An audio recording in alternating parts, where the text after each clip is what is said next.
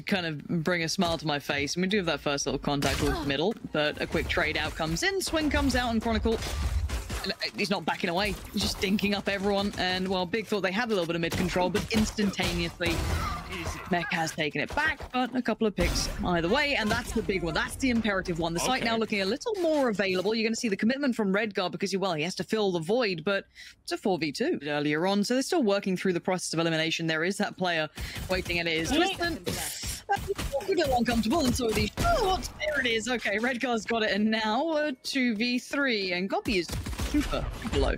And time can be bought. sheydos, this is perfect for him. He can try and buy a little more time to allow for Redgar to hit that rotation as well. So now a 2v3, and systematically it's looking dicey, but no, Obnoks can at least find sheydos, and Redgar caught as he peeked out. Just that small aggression out of, you know, it looks like they've got some really nice ideas in mind.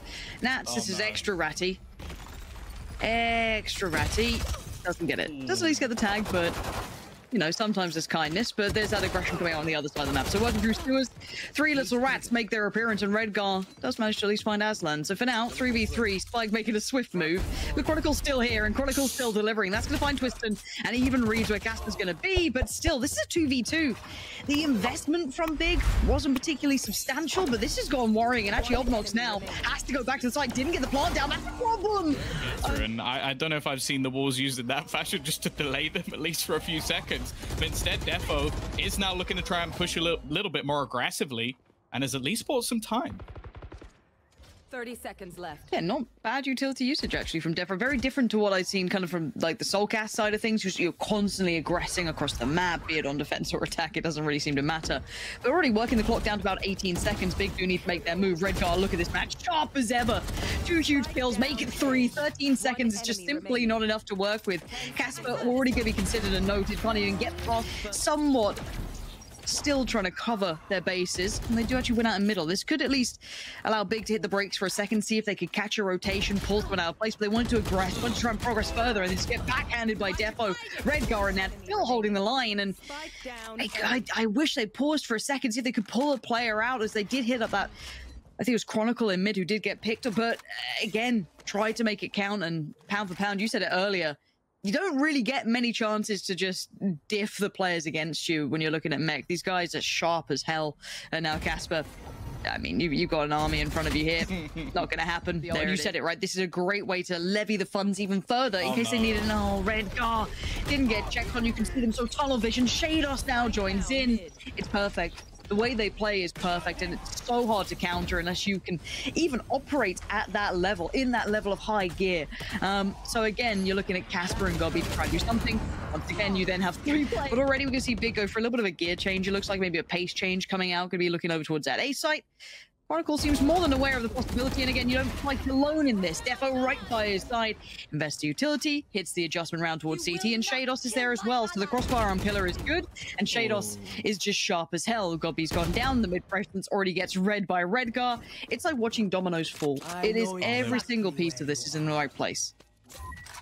Yeah, they're at least going to know now that they're surrounded. I guess that's the one good thing. Wonderful. No, they're everywhere. And they managed to get a trade, but again, it's left Twisten in an impossible scenario. Redgar waiting down. Look at what's in front of us, and what we see is a broken economy. 1 round. And that, like, oh, he's there. And then you're already dead.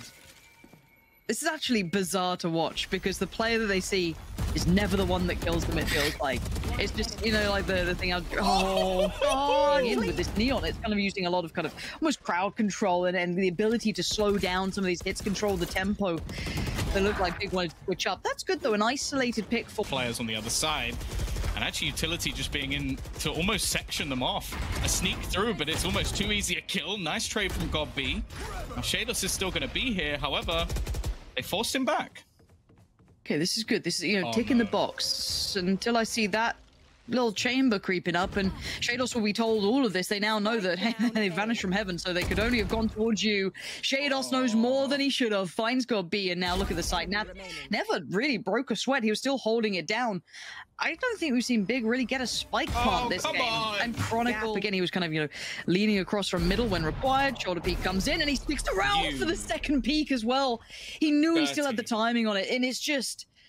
you couple the knowledge, right? The game read that he has with the mechanical ability, and arguably you've got one of the best players in the game. And now on the other side for Big, you're down a player now. You're down AslaN, so that's going to have a little bit of a space maker removed. sheydos, perfect timing. Again, reading the investment of the ult so well. They're so aware of what maybe Big are trying to do. And look at this. It's just impossible.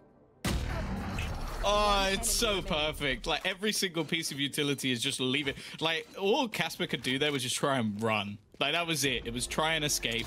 Now Defo's going to get back into the corner and Twisten again. Like, we've seen this. He's the lure. Like, it's not a situation where he's, like, baiting teammates or anything. He's the lure with 3 players and a 4th potentially already moving over. Big have a very good read.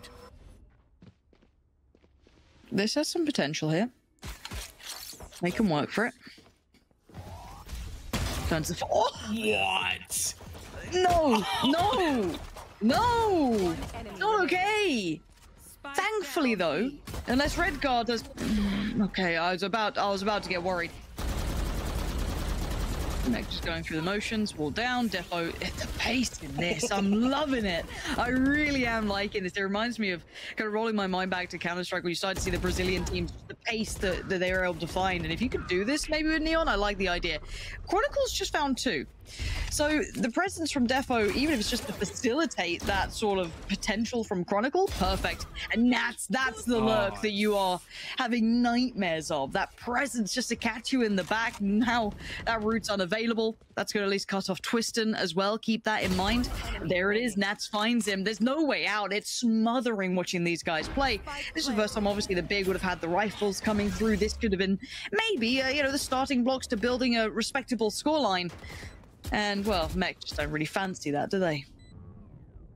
No, and you can even see they're making sure that this last player has no avenue of escape. They've got the little boost into the corner as well, so it's something that in a dream world, maybe they don't check it, and Twisten's able to get a couple of kills. You have godb going for these little, like, jiggle peaks to almost be like, hey, look at me, there's no one else here, and try and bait in a swing. I'd be a little bit surprised, and he's left blind already. Quick push, and actually, Twisten manages to catch one.